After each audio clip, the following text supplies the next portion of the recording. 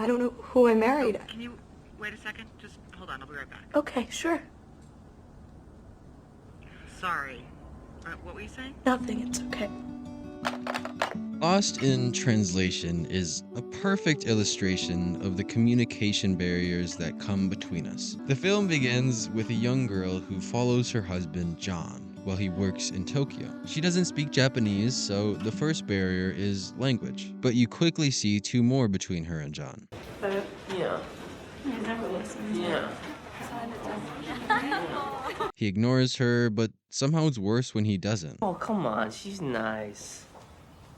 What? Not, not everybody went to Yale. The only time she gets his full attention is when she does something he doesn't like. Charlotte isn't completely blameless though. She builds barriers too, which I'll get to. But 30 minutes into the film, she meets Bob. He's the first person to really pay attention to her and ask her questions. Bob feels disconnected from others too, but in a completely opposite way. He's an actor and he's funny, so everywhere he goes, he gets attention, which is great on paper, but his relationships lack depth. Especially his relationship with his wife. And this is partly because of his barriers. The first of which is indirect communication, which is when you communicate in ways that hide your true meaning. Like when Bob and Charlotte first meet, instead of outright saying how rocky his marriage is, he hides how he really feels behind humor. You're just a teenager at marriage. You can drive it, but there's still the occasional accident.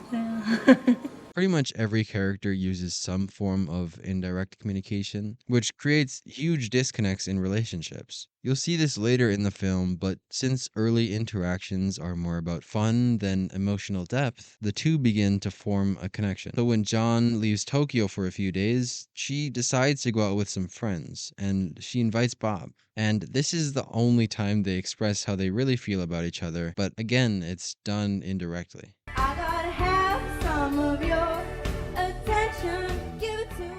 Charlotte sings about how she wants to get his attention, and Bob sings about how much he values their relationship.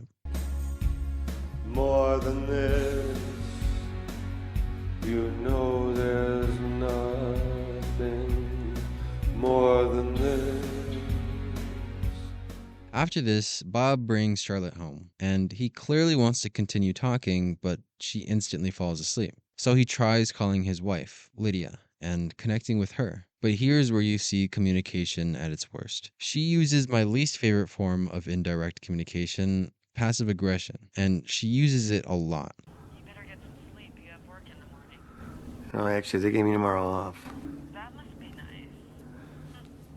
Despite this, he tries to be positive. Actually, the only time he says I love you in the film is during this scene. I gotta go. All right, have a great night. I guess have a great morning, huh? Good night, Bob. Good night. Good night. I love you.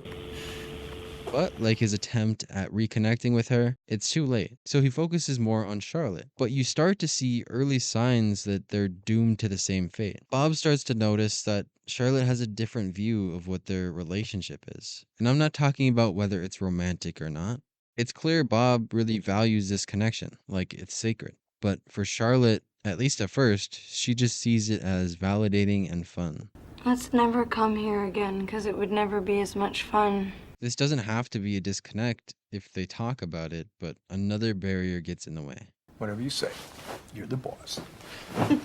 It clearly doesn't make him happy, but he avoids talking about it to keep the peace. This creates distance between them already, which gets much bigger later on. And the next day, when Lydia calls Bob, you see how big this distance can get. Throughout the film, she's only really reached out to talk to him about logistics. How he missed their son's birthday, what furniture he wants for his office. It's like she's trying to get him to be responsible and act like a husband. Which leads me to another huge barrier, the confirmation bias. Lydia thinks Bob goes on these work trips to have fun and avoid responsibility, which I'm sure was true at one point, but now she doesn't give him a chance. She only listens when what he says reaffirms her belief that he's lazy, and now when he doesn't know which carpet to choose. Whatever you like. I'm completely lost. It's just carpet.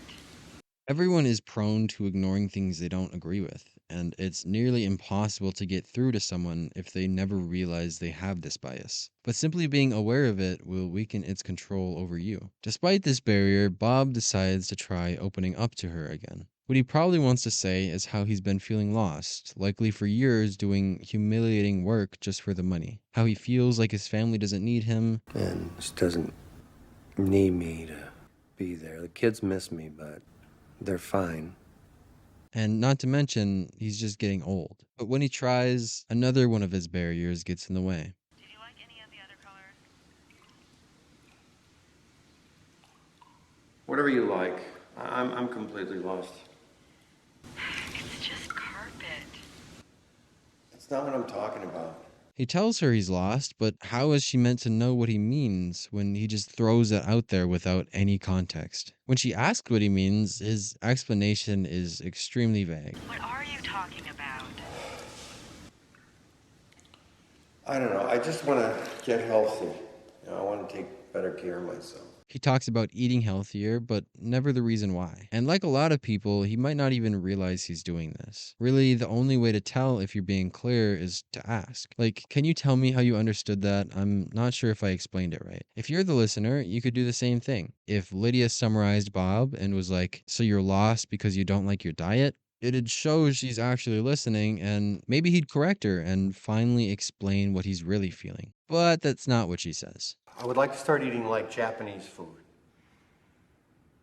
Well, why don't you just stay there and you can have it every day? If a single one of them was honest, their marriage wouldn't have gotten to this point. They literally both want the same thing, for him to be a bigger part of the family. But neither of them are willing to express their real feelings. What's worse is that what happens next makes me wholeheartedly believe that Charlotte will become like Lydia if she doesn't change. Bob cheats on Lydia with a random bar singer too, and Charlotte catches him. You want to come?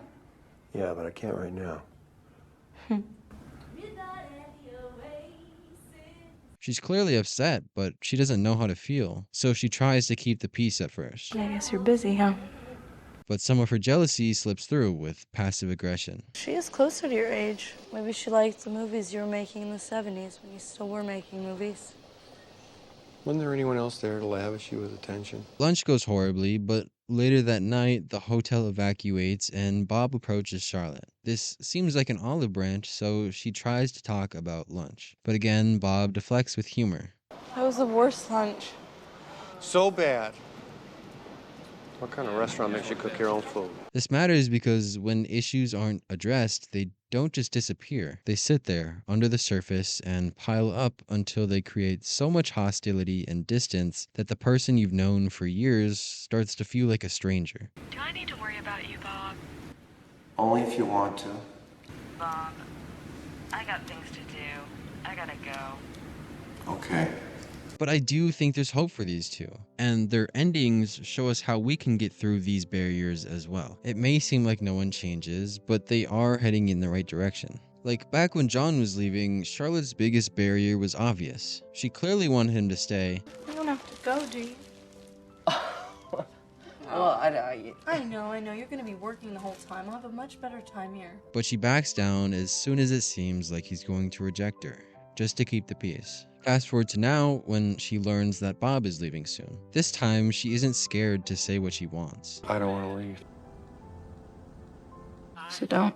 You stay here with me. But Bob's growth comes from the fact that he does leave. I mean, his marriage is over and he knows it. So it makes no difference if he stays here another week. Well, except that he'll miss his daughter's dance recital. Okay, her ballet recital is Sunday. Don't forget. I didn't forget. So by leaving, he's finally taking responsibility and choosing his kids. But the most important moment in both their transformations and for getting past communication barriers is their final goodbye. But it also might not be. That's because their final goodbye is a whisper that the audience doesn't get to hear.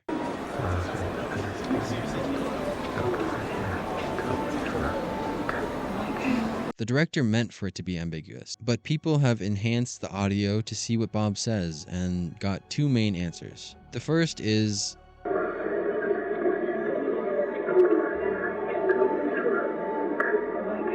but the other option, which is what I hear at max volume, is,